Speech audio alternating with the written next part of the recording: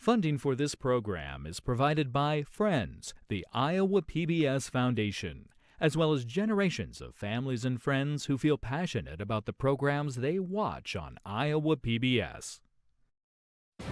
As elected officials gather in Iowa's capital city of Des Moines, Susan Christensen, Chief Justice of the Iowa Supreme Court, speaks to a joint session of the Iowa Legislature. This is the 2026 Condition of the Judiciary Address.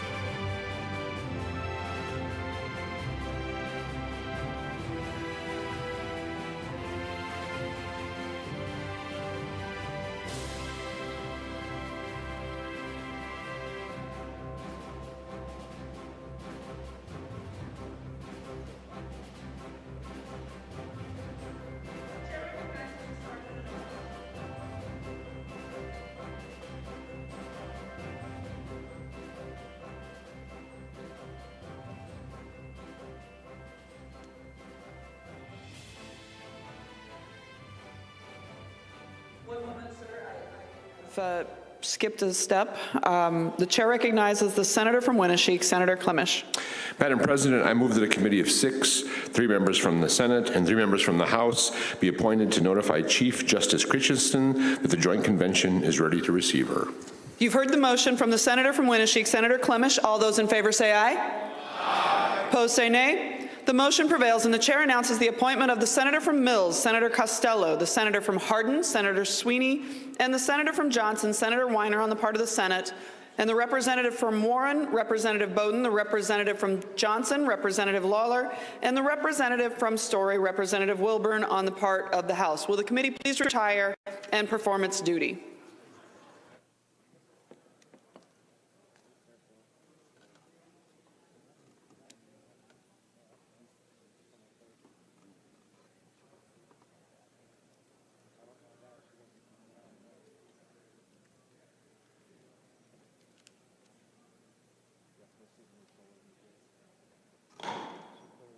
Chair recognizes the Sergeant at Arms. Madam President, the Executive Council have arrived in the House chamber. Please escort the Executive Council to their seats.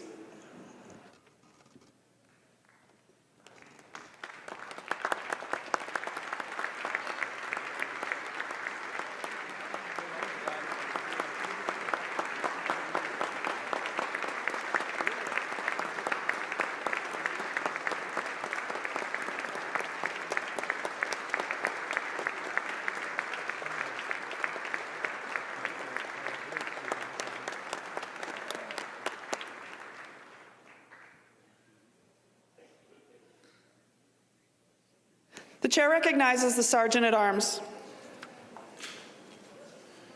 Madam President, the Justices of the Supreme Court, the Chief Judge, and the Judges of the Court of Appeals, and the Chief District Court Judges have arrived in the House chamber. Please escort the Justices of the Supreme Court, the Chief Judge, Judges of the Court of Appeals, and the Chief District Court Judges to their seats.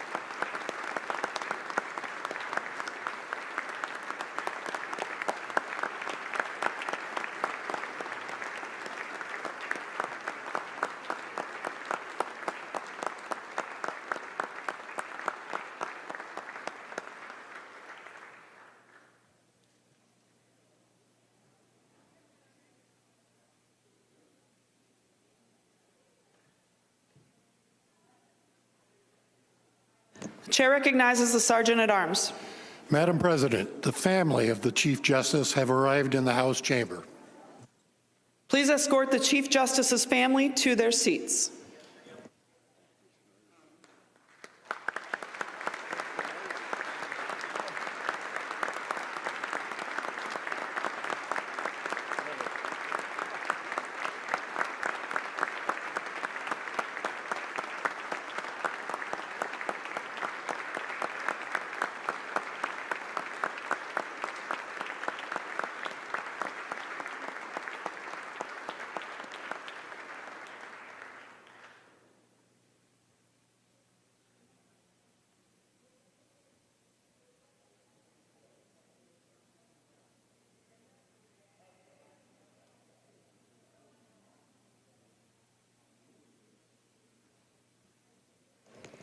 The chair recognizes the Sergeant at Arms. Madam President, Lieutenant Governor Chris Conoyer has arrived in the House chamber. Please escort the Lieutenant Governor to her seat.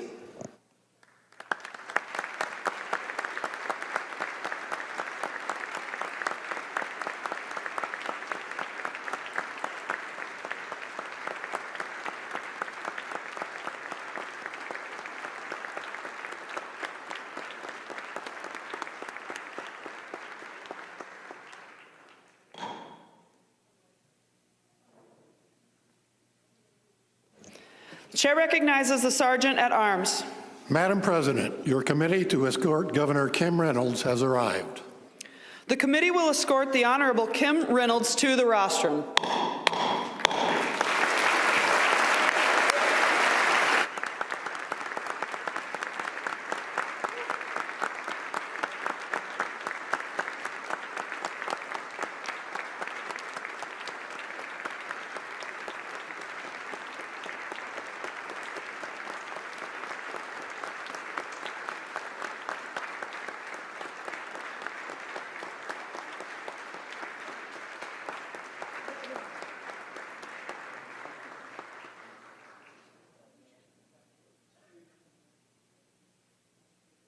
The chair recognizes the Sergeant at Arms. Madam President, your committee to notify and escort Chief Justice Christensen has arrived. The committee will escort the Honorable Susan Christensen, Chief Justice of the Iowa Supreme Court, to the rostrum.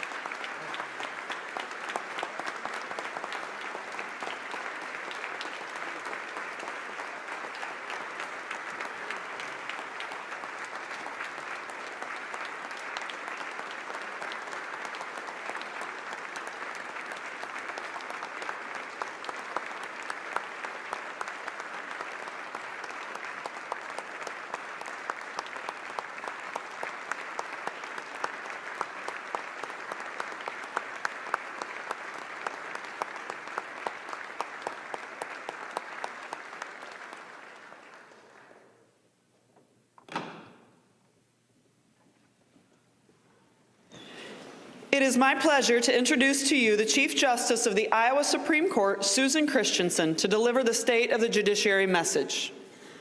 You can take that one.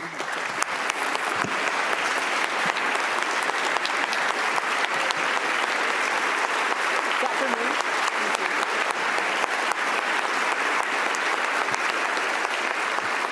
Thank you, everyone. Thank you. And please be seated. Madam President, Speaker of the House, members of the General Assembly, Governor Reynolds, I think the worst seat in the House, looking at my behind, and Lieutenant Governor Conoyer, there you are, state officials, colleagues, family, friends, and importantly, all Iowans. Thank you for the invitation and opportunity to speak at this joint convention of the 91st General Assembly on the condition of the judiciary. As introduced, I am Susie Christensen, and I am honored to stand here before you as your Chief Justice. I continue to live in Harlan with my husband, Jay, of 44 years, and the person I count on the most in life. He is here today with our 5 children, Nick, Adam and his wife, Erin, Reese and his wife, Kara, Sadie, and Cass. Also joining me for the first time today is my niece, Rachel, and my mom has perfect attendance. And once again, I'm keeping my dad in spirit by wearing his robe for this very special day. And for those of you who wait all year long to hear Grammy give a shout out, Logan, Emily, Carson, Jack, Connor, Levi, Grayson, Hunter, and Mason. All of them are here, but 2. One is too old that he has a scheduling conflict, and the other one is too young to be trusted. To my 6 colleagues, thank you for your confidence in naming me as your chief. I may carry the title, but I never, ever carry this work alone. I rely heavily on each and every one of you for your judgment, perspective, and friendship. The strength of our judiciary does not reside in one judge or one court. It is built across the state with judges who lead every day in our trial courts and in our Court of Appeals, and whose work shapes justice where it's delivered in our courts. I'd like to take this opportunity to recognize leadership within our own judicial branch. As far as my own court, in addition to writing opinions, I'd like to share just a snippet of what each of our justices do. It's some critical work. Would you please stand as I call your name and remain standing? Justice Tom Waterman from Davenport. He provides oversight of the Business Specialty Court and co-chairs the Bar Conduct Committee for Lawyer Discipline and Regulation. He is liaison for the 7th Judicial District, which means he works closely with Chief Judge Henry Latham from the 7th. And Henry lives in, I thought it was going to be the Quad Cities, but technically it's Eldridge. It's got to be close. Justice Ed Mansfield. He is from Des Moines, and he chairs the Task Force on Fairness in Jury Selection, which includes a cross-section of prosecutors, defense attorneys, and trial judges who are examining possible changes to the rules governing peremptory strikes in jury selection. He also serves as the only state Supreme Court justice on the Standing Committee for Federal Rules of Procedure. He is liaison of the 5th Judicial District. That means he works very closely with Chief Judge David Porter from Des Moines. Justice Christopher McDonald, also from Des Moines, is leading the judicial branch's Artificial Intelligence Working Group, which helps determine how AI should be used and regulated to ensure our courts remain both efficient and fair. He is liaison to our Court of Appeals, working very closely with Chief Judge Mary Tabor, who is also from Des Moines. Thank you for the other 8 members from the Iowa Court of Appeals who are here today in attendance. Justice McDonald is also liaison to the 1st Judicial District, so he works closely with Chief Judge Kellyanne Lekar. She's from Waterloo. Justice Dana Oxley from Swisher most recently headed a task force to update the rules of appellate procedure to make the process more efficient in light of changes that happened when we began electronic filing a few years ago. She is liaison to the 6th Judicial District, which means she works closely with Chief Judge Lars Anderson of Iowa City. She's also joining the Grandparent Club this year in July. That's 5 of 7 of us are now grandparents. That's changed a lot. Justice Matt McDermott from Des Moines chairs the Access to Justice Committee, which works to identify and remove barriers to fully accessing the civil justice system for all Iowans, regardless of income. He is liaison for 2 judicial districts, the 2nd Judicial District, led by Chief Judge Amy Moore from Ames, as well as the 8th Judicial District, led by Chief Judge Sean Showers from Washington. Justice David May is from Polk City. He chairs the Supreme Court's Committee on Judicial Technology and is liaison for the 3rd Judicial District, working closely with Chief Judge Patrick Tott from Sioux City. He is also liaison for our state treatment courts, something near and dear to my heart. Notice there's only one chief left seated. I saved the best for last. The 4th Judicial District is home to me, and so as liaison, I have the honor of working closely with Chief Judge Craig Dreismeyer. He is from Council Bluffs. Thank you all. These are the leaders of our judicial branch in the state of Iowa, Trial Court, Court of Appeals, and Supreme Court. Thank you for the work that you do.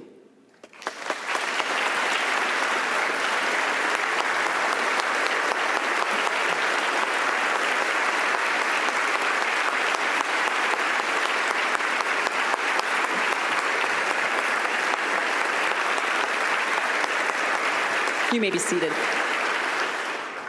We never know when to stop clapping. We always watch the governor when she gives us our cue. Each year, I choose a theme to frame my remarks. In my first 5 speeches, I spoke about hope, peace, listening, building connections, and commitment. This year, my theme is leadership. You may have picked up on that by having all of these individuals be recognized. I'm not talking about leadership as a title, but leadership as action, the willingness to make difficult decisions. And let me tell you, our court this past year, we have done exactly that. I'll go into detail in a few minutes, but there were 2 decisions in particular that were not easy. I know they were hard for some of our employees and judicial officers, people who are deeply committed to this work and who we respect and care for. As I travel frequently between Des Moines and Harlan last summer, I was grappling with the weight of those most difficult decisions facing our judicial branch, and I found myself asking some hard questions. I seriously said, Susie, if everybody is so unhappy and they're so upset about these issues, am I doing the right thing? Wouldn't it be easier just to accept the status quo and avoid the disruption of change? Of course it would be easier. Much easier. But I knew that's not the right thing to do. And it made me wonder, how have others who've gone before me handled situations like this? Boom. That was going to be my theme, leadership. I started close to home within the judicial branch. Former Chief Justices Lou Lavarado and Marcia Turnus were kind enough to join me for lunch. Justice Turnus served 17 years on our court and was a chief from 2006 to 2010. When I began presiding in juvenile court in 2007, she was chief, and she spearheaded a profound shift in how we handle the juvenile justice docket in Iowa. Under her leadership, juvenile justice became a priority, not something that waited for its turn, but work that demanded timely, thoughtful attention for the sake of children and families. I am thankful for her unwavering dedication to juvenile justice, which helped shape this branch. It is a legacy I have been proud to continue. Justice Lou Lavarado served as a district court judge for 7 years before joining the Supreme Court in 1986. He served as chief from 2000 until his retirement in 2006. I am deeply honored that he is with us today. Chief, would you please stand and be recognized?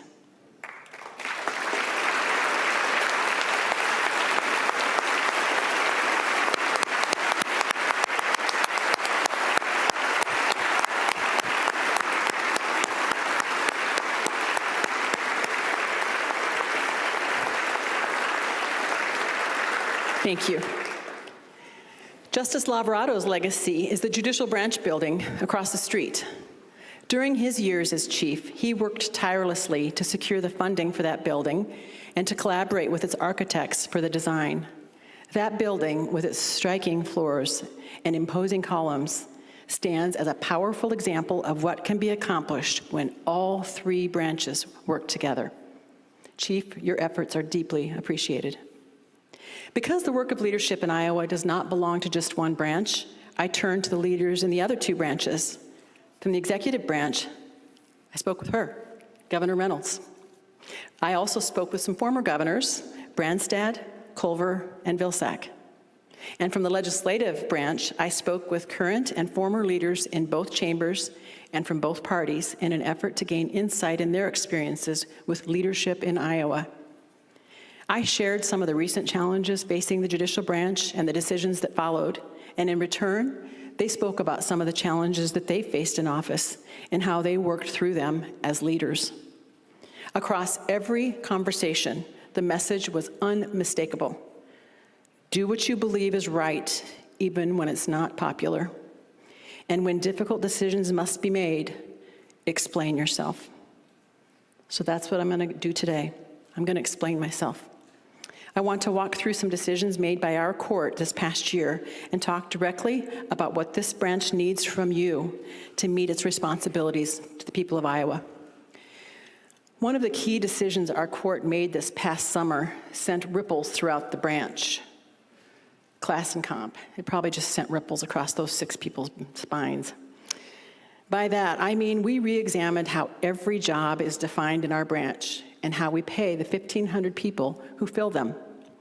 Aside from the fact that a comprehensive class and comp review had not been done for more than 40 years for our branch, we were having a heck of a time attracting and keeping qualified people, especially in our entry-level positions. This sparked a lot of grumbling. I toyed with that word. That's not a strong enough word, so you can fill in the blank, but it was not pretty. I am not afraid of tough conversations, and I knew that I owed it to our hardworking staff to explain not only the changes we made, but why we were going to make those changes. So over the summer, I traveled the state for 22 meetings with at least one of my fellow colleagues accompanying me to explain these decisions. I started every single meeting saying this: the decision to move forward with class and comp changes wasn't made lightly, but it was made deliberately. I wanted them to know we're not changing our minds on this. We'll fix boo-boos, but we're not backing out. This is the right thing to do. Change can be uncomfortable, and for some it feels personal, but we could no longer ignore a long-standing pay practice that unintentionally favored some, while others who are just as dedicated were underpaid for years. That's very difficult to sustain, particularly in a publicly funded system. If we were going to change a system that affects people's livelihoods, we had to do it fairly and based on evidence.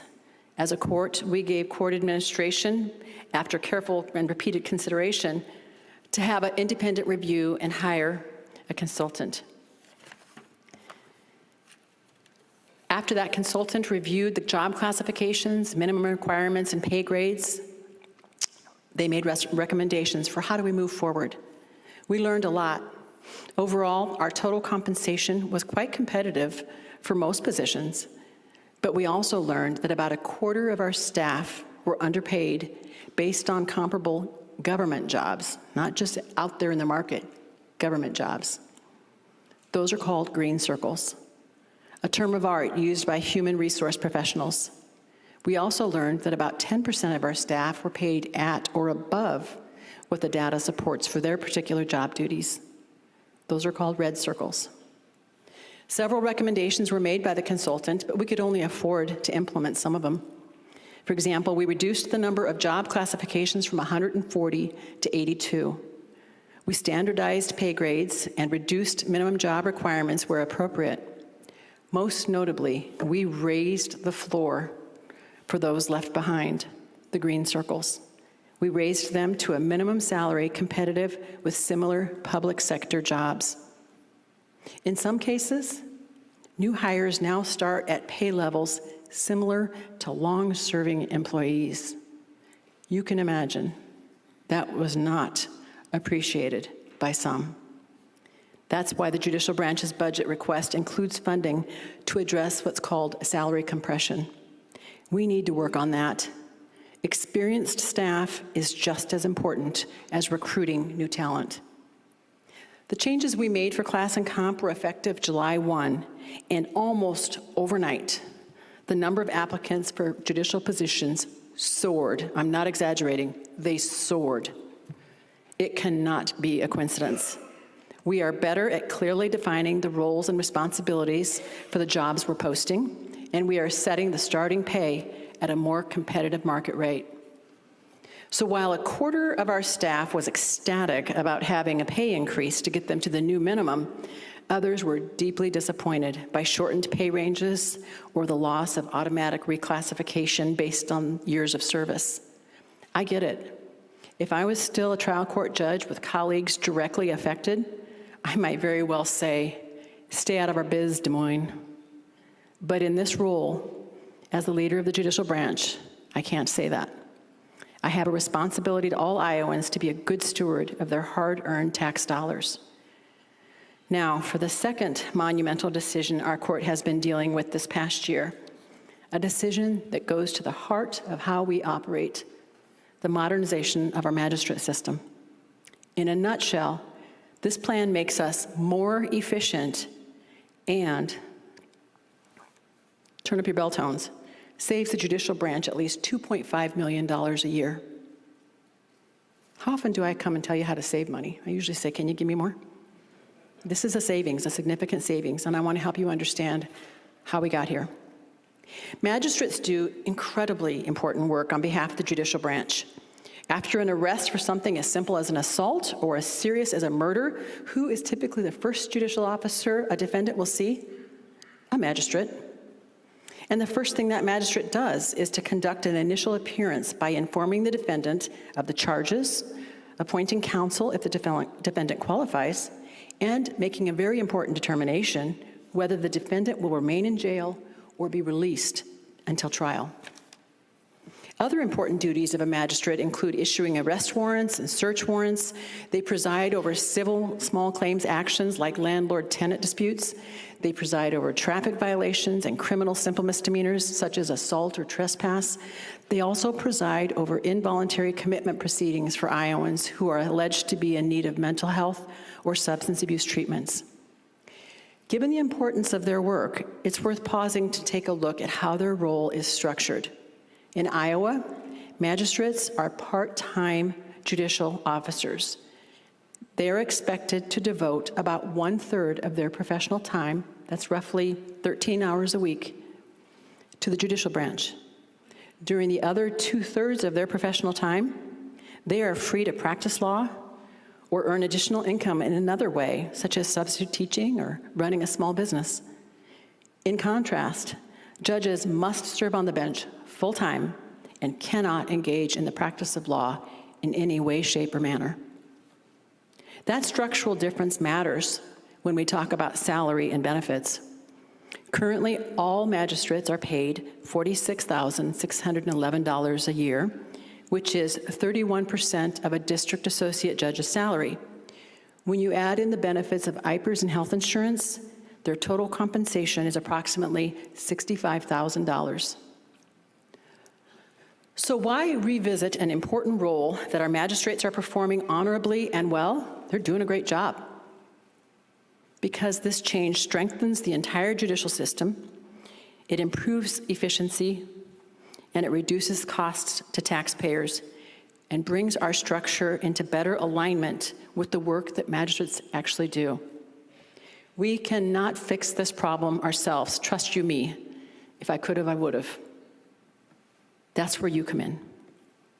Current law dictates about how many magistrates we must maintain. One statute says you have to have 206 magistrates statewide. Another one says, oh, and you have to have at least one in every of your 99 counties, in each one. I have been unable to identify the origin of the 206 figure, but I am confident at one time it certainly served a purpose. But today, it no longer reflects the workload reality. In fact, we have perhaps 60 more magistrates than the work requires. This is not sustainable. As you can imagine, our proposed bill has been applauded by some magistrates and denounced by others. So I know this will not be an easy decision.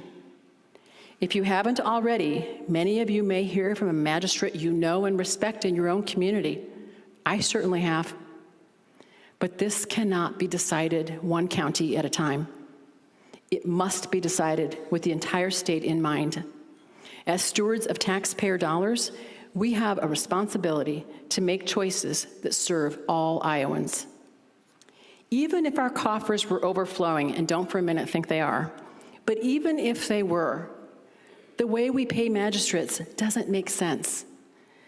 In one judicial election district with 9 counties, current law requires that there be at least one magistrate in each county. That's 9 magistrates I'm talking about.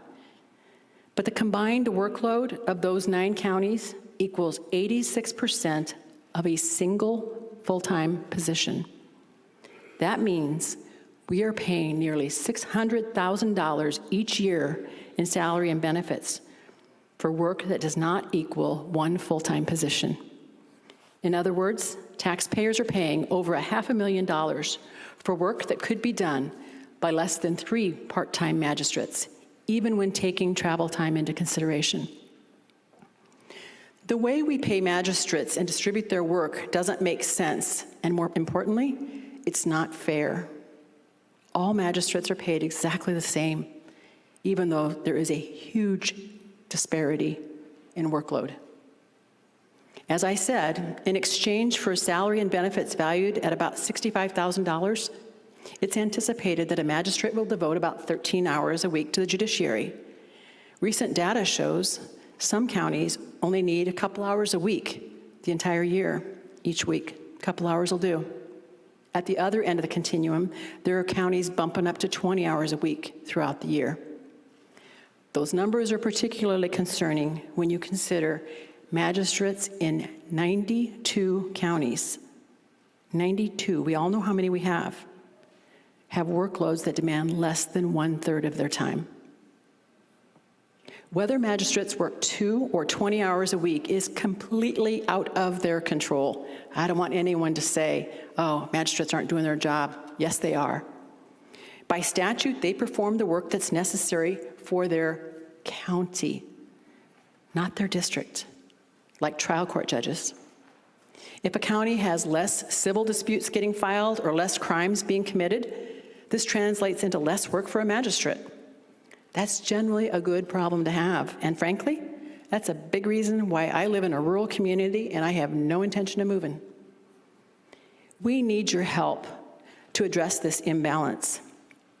As set out in our proposed legislation, the judicial branch would no longer be required to employ 206 magistrates, and we would no longer be required to have at least one in each county. Instead, magistrates would be assigned to a judicial district rather than a county, just like trial court judges. How many magistrates we need in a particular district or sub-district would be determined by state court administration based on county case filings and our recent time study, just like trial court judges. To ensure magistrate coverage for every county in every district, a magistrate schedule would be created by court administration, and they would go to the county where needed, just like trial court judges.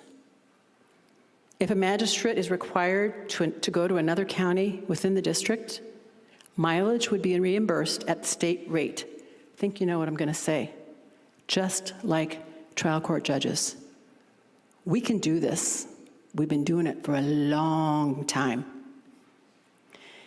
Instead of expecting magistrates to devote 33% of their work to the judicial branch, that percentage would increase to 40%, which is about 2 days a week. And for the additional workload expected of magistrates, their salary would be increased from 31% to 40% of a district associate judge. They would continue the on-call rotation as established by their respective chief judges, which means no magistrate is on call 24/7, 365. No magistrate. That's not happening now, and it won't happen then. Here's something the Magistrates Association requested and is included in our bill. To strengthen continuity, experience, and coverage within the system, a senior magistrate position would be established. By the way, yeah, district court has senior judges too. This is not an effort to minimize rural counties. I've said it before and I'll say it again. Those are fighting words for me, not to mention absolutely untrue. I'd like to use rural Audubon County as an example. There is no resident district court judge or district associate judge who lives in Audubon County. So if there's a will contest or a divorce or a child reportedly being abused or, God forbid, a murder, does that mean they're out of luck? No judge, no court? Absolutely not.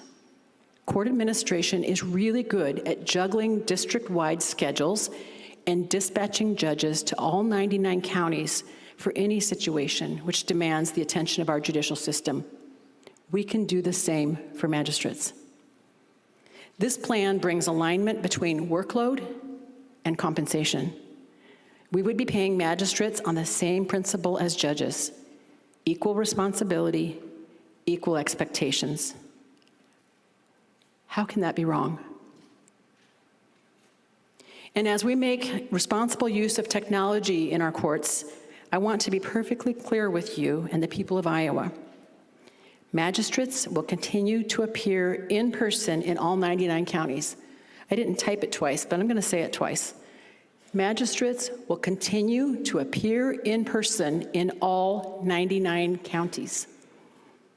When face-to-face proceedings are needed, court administration will send a magistrate where and when they are needed, just like we do with trial court judges every single day during the week.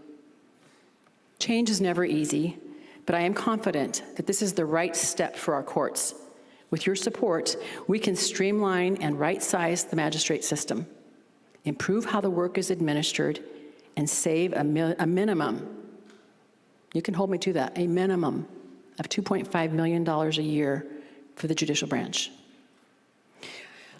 I'd like to now turn to two issues you've heard me raise before, and not because they are crowd favorites, but because they remain unresolved: judicial pay and indigent defense. I am committed to bringing up these issues until we move beyond discussion and see meaningful progress. I continue to worry about the decreasing number of applicants for judicial openings, and you should too. When I was a young lawyer, it was common for a judicial opening to draw 20 or more experienced applicants from both private practice and government, and I'm from a smaller district. Not anymore. In 2025, the average number of applicants was 5 for a district judge and 6.5 for a district associate judge. This is not tomorrow's problem. It is today's reality. Just in October, District 5C, which is made up of only Polk County, had an opening for a district court judge. Applicants are required to be licensed lawyers and live in either Polk County or a county that is contiguous with Polk. Together, these counties are home to about 860,000 people, and of those, about 3,600 are licensed lawyers. That's a pretty good-sized pool from which to draw. Out of those 3,600 attorneys, how many applied? 6. The numbers are even more troubling in other districts. District 8A, which is in the southeast corner of the state, had an opening for a district court judge this past April. District 8A and its contiguous counties are home to about 540,000 people, and of those, about 940 are licensed lawyers. Want to guess how many applied for that job? 2. Now keep in mind, the job of a judicial nominating commission is to review all applicants and send the 2 most qualified candidates to the governor. But when there's only 2 candidates, or 2 applicants, it is a guarantee they're both going to the governor, regardless of their resume, regardless of their experience, regardless of their temperament. Mark my words, we are a whisper away from having a judicial opening with 1 applicant. At that point, how can the commission or the governor meaningfully evaluate the qualifications, the experience, or the temperament? They can't. Judicial pay is already shaping the way government agencies across Iowa compete for legal talent. Under current law, counties with a population under 200,000 are prohibited from paying their county attorneys more than a district court judge. County attorneys continue to advocate to eliminate that cap. I understand why, and I do not blame them one bit. By requesting relief from this statute, county attorneys are telling you, in big crayons, that tying their salaries to the judicial pay is preventing them from attracting qualified attorneys. We're holding them back. The same is true at the state level. Assistant attorney generals and assistant public defenders are in pay grades that allow them to exceed the salary of a district associate judge. Keep in mind, as judges and lawyers, we have long accepted that once we say we want to do this job, we're going to become a government employee. We know the salary will not compete with the private practice, and if anyone says otherwise, they're lying. We know that. But it should alarm us that judicial salaries can no longer compete with other government legal positions. Here's something that truly frightens me. Just last month, an experienced district associate judge stepped down from the bench to take a job as a county attorney. Her salary immediately grew by $15,000.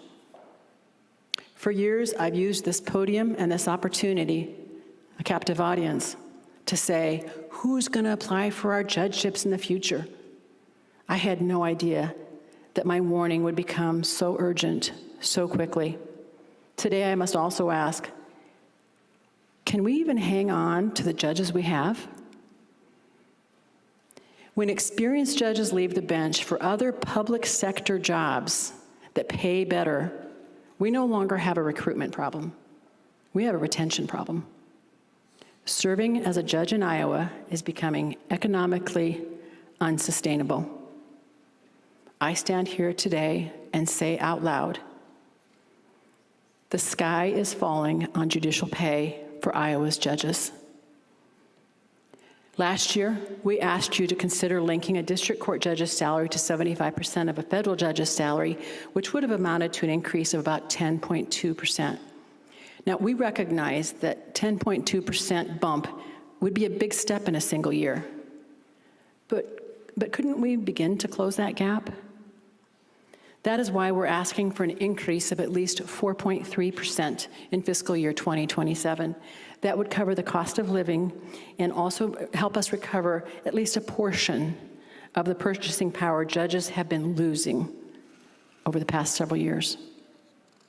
This brings me to another urgent issue, the low rate for contract attorneys who provide indigent defense. Low-income Iowans charged with crimes and facing imprisonment, possibility of imprisonment, have a constitutional right to a defense attorney at state expense. So do children in juvenile proceedings, and if they qualify, their parents or guardians. Indigent defense is not part of the judicial branch budget, but the underfunding has a profound impact, profound, on our courts. Fewer and fewer private attorneys are willing to accept court appointments at the hourly rates paid by the state. Like any professional, they must earn enough to cover the costs of operating a business and supporting themselves, often while burdened by crushing student loan debt.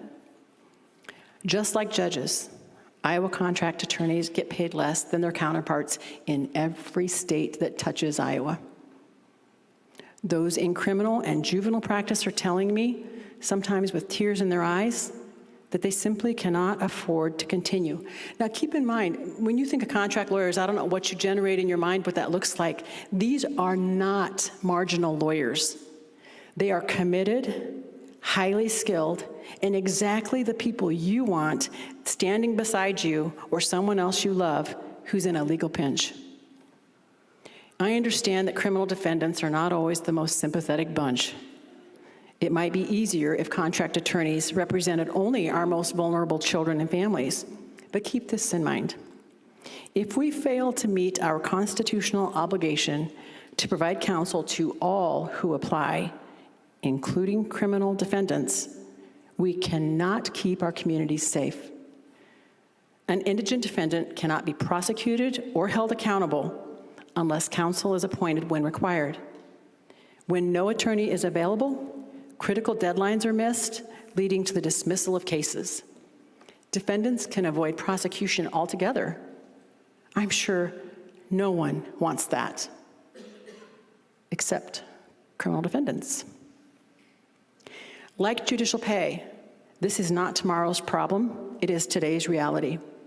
On June 1st, according to a criminal complaint, an individual was driving the wrong way down a street in Davenport. The arresting officer noticed watery eyes, slurred speech, slow movements, the odor of alcohol. When he looked in the car, there was an open bottle of beer and open container of whiskey. The driver had a prior OWI conviction, and he was driving without a license. After arrest, the defendant requested and qualified for court-appointed counsel, but there were no attorneys available in Scott County to represent him. After his case languished in the system for 2.5 months without the appointment of an attorney, his case was dismissed. The judge's order said this: the court determines this case must be dismissed due to the state's failure to coordinate legal representation for this indigent defendant charged with a crime facing the possibility of imprisonment. Could that happen in an OWI that resulted in a death? Or maybe a sexual abuse case involving a child? Of course it could. If we cannot hold criminal defendants accountable, Iowans are at risk, and we are playing with fire.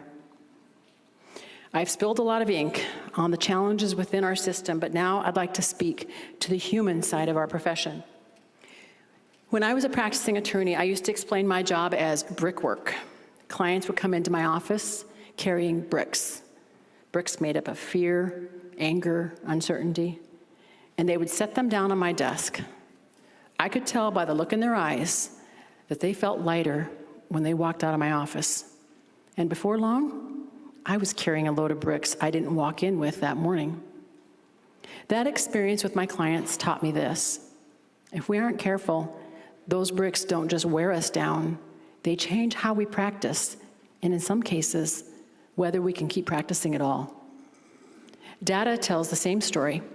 Studies by the American Bar Association show that 1 in 5 lawyers have engaged in problem drinking, the highest of all professions. And we are experiencing depression and anxiety rates higher than most other professions as well.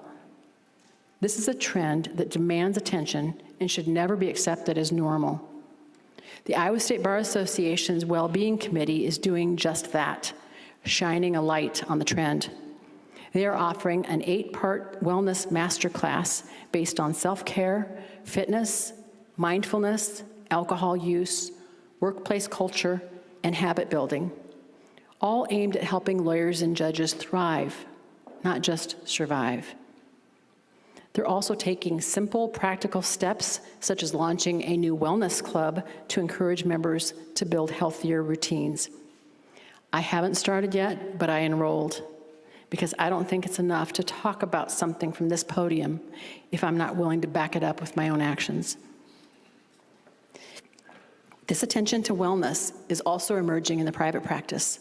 Law firms across the state are beginning to approach this issue in meaningful ways. In West Des Moines, the law firm of Goodhue, Coleman, and Owens has dedicated space for the attorneys and staff for stress relief and recovery. In Sioux City, the Crary Huff law firm has an on-site gym and offers an 8-week sabbatical each year to one shareholder with the expectation of fully unplugging from the practice of law. Doesn't that sound awesome? Different approaches, same message. This work is demanding, and we have got to give people room to stay well while they do it. And sometimes taking care of ourselves means asking for help. When someone in this profession is dealing with mental health or addiction issues, they need a place to turn without fear or shame. This is precisely what the Iowa Lawyers Assistance Program provides. We call it ILAP. At no cost, ILAP offers confidential support to judges, lawyers, and law students who are struggling. Joe Quinn is the new executive director of ILAP. He is an attorney in long-term recovery himself and certainly understands the demands of our work and the courage it takes to ask for help. Now, behind every program like this, there's a person who needed it. True story. Once upon a time, there was a girl from Fort Madison named Emily. She had a charmed childhood, growing up in a happy, loving, secure home. After she graduated from law school, she practiced law in her hometown with her dad. She was married, had 2 beautiful sons, and a few years later, she became a district associate judge. Seems like a storybook life, doesn't it? You probably see it coming, but there's a plot twist. Emily is an alcoholic. Her story is difficult to hear because it portrays a woman's fall from grace and a family ravaged by her addiction. Her first marriage ended in divorce. Her 2 sons at times wanted nothing to do with her, one refusing to have any quality time with her, unless she blew into a breathalyzer that he bought himself on Amazon. The other son believing he just watched his mom die when she suffered a serious withdrawal seizure. 2 different times, Emily went through 28-day inpatient programs, as well as 3 hospital detoxes. Yet she continued to drink following each of these treatments. One day in May 2012, the ground gave way beneath her. Emily, I should actually say Judge Dean, walked into the Henry County Courthouse for work. She has absolutely no memory of her court reporter driving her to work that day or walking into the courthouse that day. Her court reporter recognized the situation for what it was and stopped her from taking the bench. Emily conducted no official business on that day when she was blacked out, thank goodness. But she certainly sensed her career was ending. It came as no surprise when she received a certified letter from her chief judge indefinitely relieving her of all judicial responsibilities.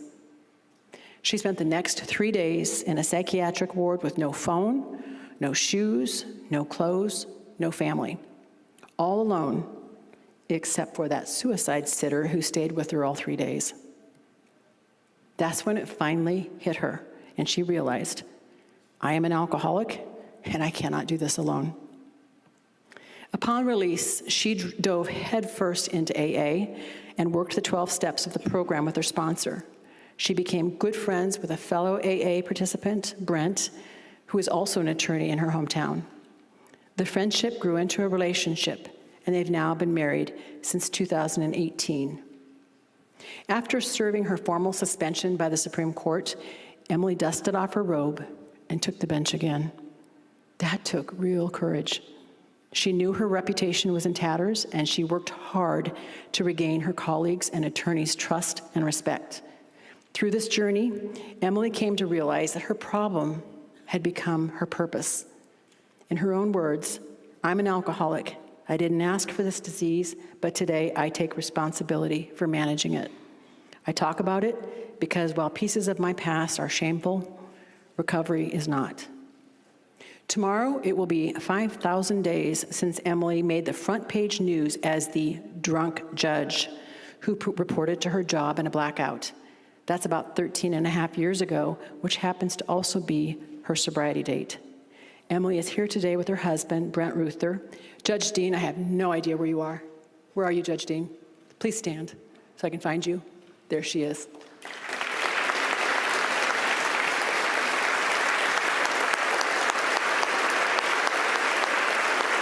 Stay up.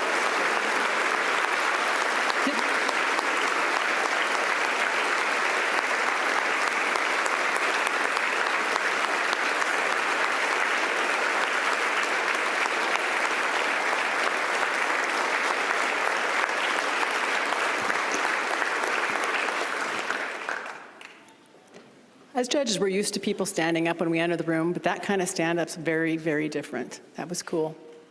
Judge Dean, thank you for trusting me to tell your story. It began with once upon a time, but it didn't end when things fell apart. You chose to keep writing, and after 14 years, you've been writing something honest, brave, and hopeful. Judge Dean has served on the ILAP committee since 2013 and shared her compelling journey from addiction to recovery at various professional conferences. Because she speaks so openly about her recovery, attorneys and judges see her as the initial touch point for people who need to know, how do I take that first step, whether it's for themselves, a colleague, or someone who is suffering in their family. I tell Emily's story today because we have too many lawyers and judges suffering in silence. I want everyone, not just lawyers and judges, to know that recovery is possible and redemption is possible. This seems like a really good time to squeeze in a couple of updates that I am often asked about. During my first speech 5 years ago, I told you about Sean Williams, a success story that has become a part of my annual speech. When I met him as a judge in family treatment court, he was addicted to meth and was at risk of losing his parental rights over Rylan. I honestly wasn't very optimistic, but Sean never gave up on himself. Through grit and determination, he turned his life around and is proudly 2,858 days sober, which is almost 8 years. Sean, would you and your son, Rylan, please stand?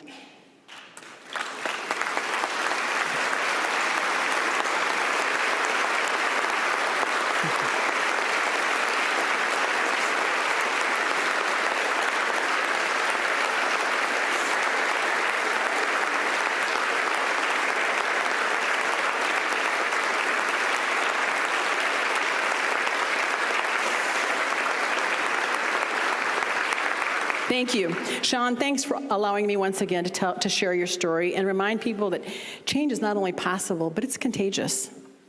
Also attending today is Luke Guthrie, an attorney from Bremer County. You may remember that I told his story 3 years ago, how his license to practice law in the state of Iowa was revoked for 5 years due to misconduct, mostly related to substance abuse issues. Through hard work and commitment to a new way of life, Luke clawed his way back to become a licensed attorney again. He continues to practice law in Waterloo, and as of today, he has been sober for 4,049 days, which is over 11 years. Luke, I have no idea where you are. Would you please stand? Where's Luke? There he is, front row.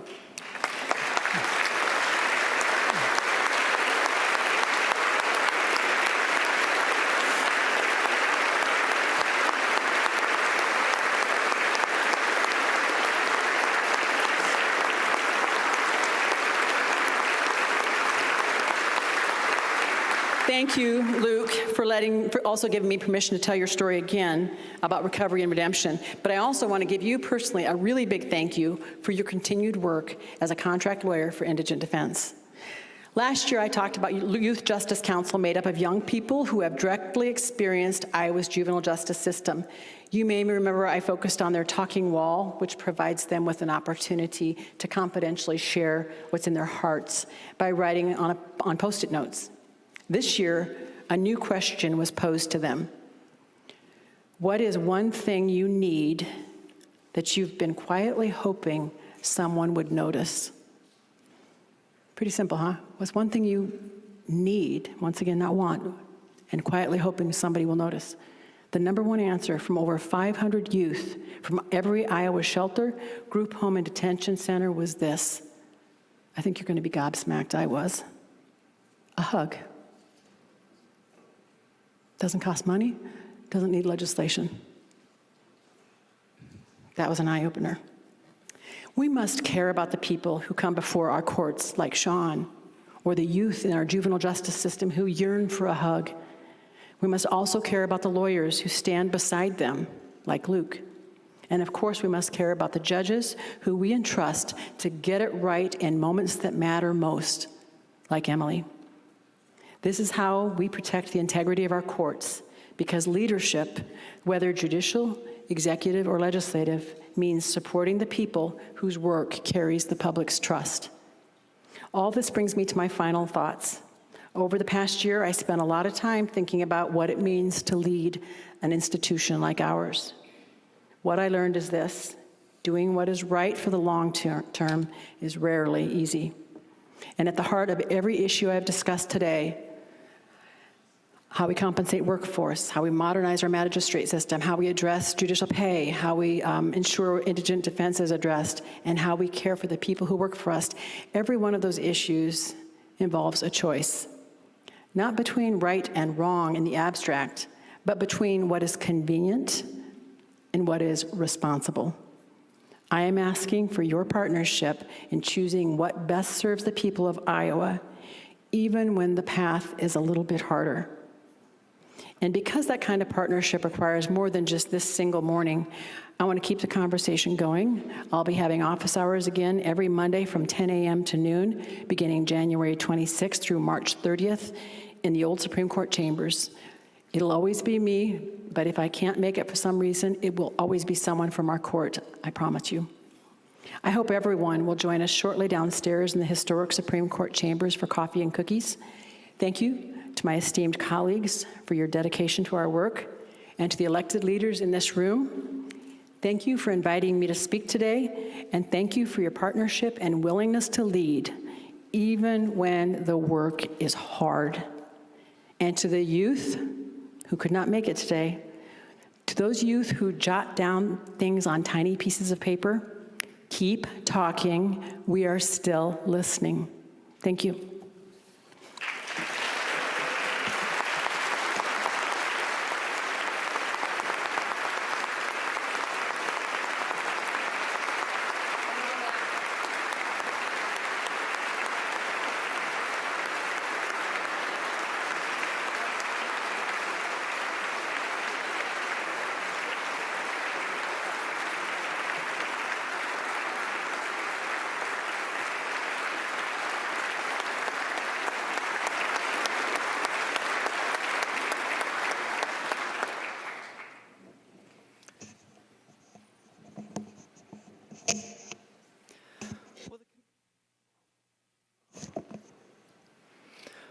Will the committee to escort Chief Justice please come forward and escort Chief Justice Christensen from the House chamber?